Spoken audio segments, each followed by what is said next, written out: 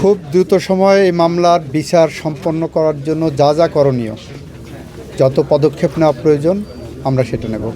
ইতিমধ্যেই পরিবারের সামনে প্রতিশ্রুতি দিয়েছি। আমরা বলেছি, অপরাধী যত শক্তিশালী হোক না কেন, রাষ্ট্রের হাত তার থেকে লম্বা।